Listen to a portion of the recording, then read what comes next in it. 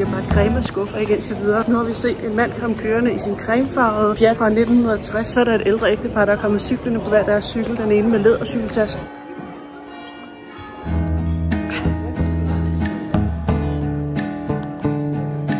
Okay, update er, at vi vitterligt er på pladsen, The Location, hvor en af de mest populære scener i Call Me By Name, udover muligvis Peach-scenen, er filmet. Det er den her scene.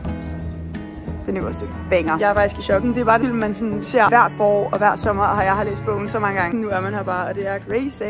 Er du klar? 3, 2, 1. Jeg flytter ind her. Jeg bor bare på gaden som hjemløs. That would be enough.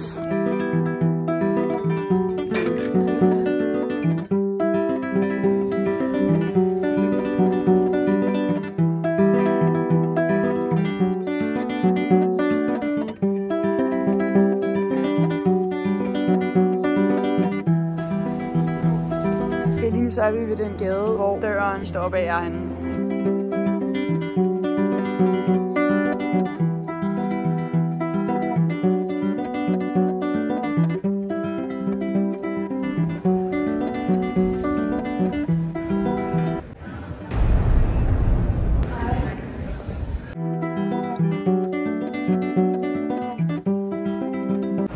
Just reading my book, so aesthetic.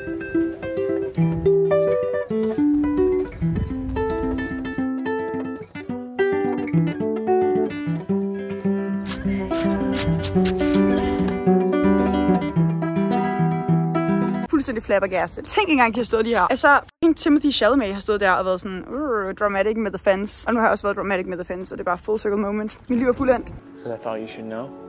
Because you thought I should know? Because I wanted you to know. Because I wanted you to know.